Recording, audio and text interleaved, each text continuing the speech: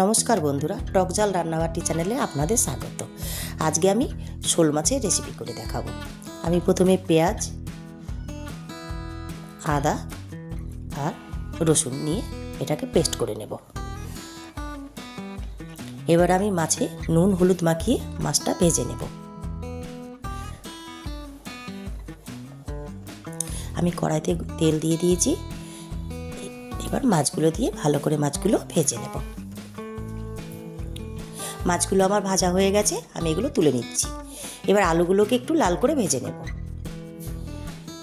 আমি আলুর মধ্যে হলুদ আর একটু নুন দিয়ে দিচ্ছি। আলুগুলো আমার ভাজা হয়ে গেছে, আমি এগুলো তুলে নিচ্ছি। আমি এবার কড়াইতে একটু তেল দিয়ে দিচ্ছি আর দিয়ে দিলাম সাদা জিরে।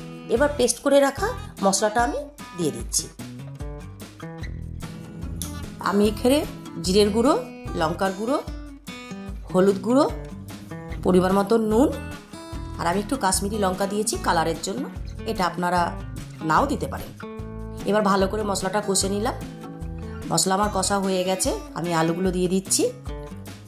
এবারে আর একটু ভালো করে নাড়াচাড়া করে আমি সামান্য জল দিয়ে আর একটু ভালো করে কষে নেব।